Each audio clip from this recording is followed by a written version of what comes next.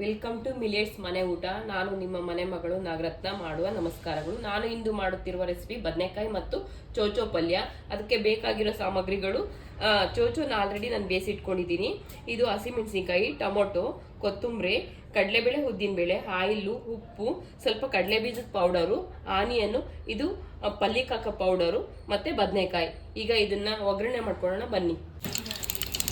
ಸಾಸಿವೆ ಮತ್ತೆ ಕರಿಬೇವು ಹಾಕಿದ್ದೀನಿ. ಈಗ ಇದಕ್ಕೆ ಉದ್ದಿನಬೇಳೆ, ಸ್ವಲ್ಪ ಕಡಲೆಬೇಳೆ ಹಾಕ್ತಾ ಇದ್ದೀನಿ. ಉದ್ದಿನಬೇಳೆ ಕಡಲೆಬೇಳೆ ಸ್ವಲ್ಪ ಬ್ರೌನ್ ಕಲರ್ ಆಗಬೇಕು, ಸ್ವಲ್ಪ ಕ್ರಿಸ್ಪಿ ಥರ ಆಗಬೇಕು. ಈಗ ಕಡಲೆಬೇಳೆ ಉದ್ದಿನಬೇಳೆ ರೆಡಿಯಾಗಿದೆ ಚೆನ್ನಾಗಿ. ಈಗ ಇದಕ್ಕೆ ಹಸಿಮೆಣಸಿನಕಾಯಿ ಹಾಕ್ತಾ ಇದ್ದೀನಿ. ಖಾರಕ್ಕೆ ಎಷ್ಟು ಬೇಕೋ ಅಷ್ಟು ಹಾಕ್ತಾ ಇದ್ದೀನಿ ನಾನು. ನೀವು ಖಾರ ಬೇಕು ಅಂದರೆ ಸ್ವಲ್ಪ ಜಾಸ್ತಿ ಹಾಕೊಳ್ಳಿ. ನಾನು ಇದು ಬಂದುಬಿಟ್ಟು ಒಂದು 6 ದಿನಕ್ಕೆ ಆಗೋಷ್ಟು ಪಲ್ಯ ಮಾಡ್ತಾ ಇದ್ದೀನಿ. ಈಗ ಸ್ವಲ್ಪ ಇದು ಖಾರ ಬಿಟ್ಕೋಬೇಕು. ಈಗ ಒಂದು ದೊಡ್ಡ ಆನಿಯನ್ ಹಾಕ್ತಾ ಇದ್ದೀನಿ. ಸ್ವಲ್ಪ ಆನಿಯನ್ನು ಸ್ವಲ್ಪ ಕಲರ್ ಚೇಂಜ್ ಆಗಬೇಕು.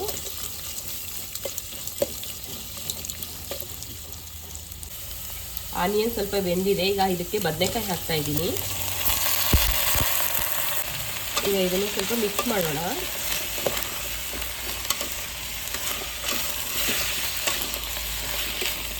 ಈಗ ಟೊಮೊಟೊ ಹಾಕ್ತಾ ಇದ್ದೀನಿ. ಟೊಮೊಟೊ ಬಂದುಬಿಟ್ಟು 2 ಕಟ್ ಮಾಡಿ ಹಾಕ್ತಾ ಇದ್ದೀನಿ ನಾನು.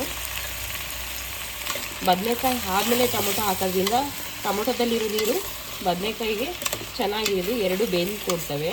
ಈಗ ಇದಕ್ಕೆ ಸ್ವಲ್ಪ ನಾನು ಬದನೆಕಾಯಿ ಟೊಮೊಟೊ ಬೇಯೋವಷ್ಟು ಸಾಲ್ಟ್ ಹಾಕ್ತೀನಿ. ಈಗ ಸ್ವಲ್ಪ ಸಾಲ್ಟ್ ಹಾಕ್ತಾ ಇದ್ದೀನಿ. ಇದು ಇದರಲ್ಲೇ ಬೆಂದ್ಕೋಬೇಕು ನೀಟಾಗೆ ಒಗ್ಗರಣೆಗೆ. ಒಂದು 5 ನಿಮಿಷ ಆಗುತ್ತೆ ಇದು ಬೇಯೋದಕ್ಕೆ. ಯಾಕಂದರೆ ಚೌಚೌ ಆಮೇಲೆ ಹಾಕೋದು, ಬದನೆಕಾಯಿ ಬೇಯಬೇಕು.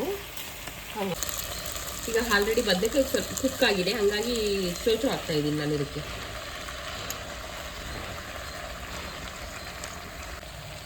ಈಗ ಇದು ಗ್ರೇವಿ ಥರ ಅಲ್ಲ, ನಾನು ಸ್ವಲ್ಪ ಡ್ರೈ ಪಲ್ಯ ಥರ ಮಾಡ್ತಾ ಇದ್ದೀನಿ. ಇವೆರಡು ಮಿಕ್ಸ್ ಮಾಡ್ತಾ ಇದ್ದೀನಿ.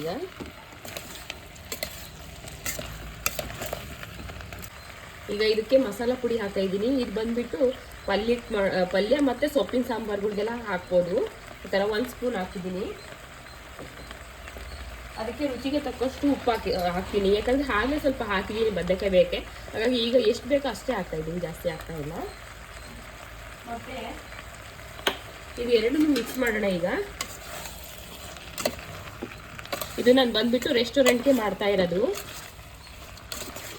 ತರಕಾರಿ 2 ಮಿಕ್ಸ್, ಯಾಕಂದರೆ ಸ್ವಲ್ಪ ಇತ್ತು, ಹಂಗಾಗಿ 2 ಹಾಕಿ ಮಿಕ್ಸ್ ಮಾಡ್ತಾ ಇದ್ದೀನಿ. ಕೆಲವರು ಬರೀ ಒಂದೊಂದೇ ಥರದ್ದು ಮಾಡ್ತಾರೆ, ನಾನು 2 ಮಿಕ್ಸಿಂಗ್ ಹಾಕಿ ಮಾಡ್ತಾಯಿದ್ದೀನಿ. ಚೆನ್ನಾಗಿರುತ್ತೆ ಪಲ್ಯ ನೋಡಿ. ಇವಾಗ ಇದಕ್ಕೆ ಸ್ವಲ್ಪ ಕಡಲೆ ಪುಡಿ ಹಾಕ್ತಾ ಇದ್ದೀನಿ. ಇದನ್ನು ನಾನು ಕಡಲೆ ಬೀಜನ ರೆಡಿ ಮಾಡಿ ಇಟ್ಕೊಂಡಿರ್ತೀನಿ ಯಾವಾಗಲೂ, ಹುರಿದ್ಬಿಟ್ಟು ಪೌಡ್ರ್ ಮಾಡಿ. ಈ ಥರ ಹಾಕಿದರೆ ಈ ಪಲ್ಯ ಉದುರು ಪಲ್ಯಗಳಿಗೆ ಚೆನ್ನಾಗಿರುತ್ತೆ ಟೇಸ್ಟು. ಹಾಗೆ ಇದಕ್ಕೆ ಸ್ವಲ್ಪ ಕೊತ್ತಂಬರಿ ಹಾಕ್ತಾ ಇದ್ದೀನಿ.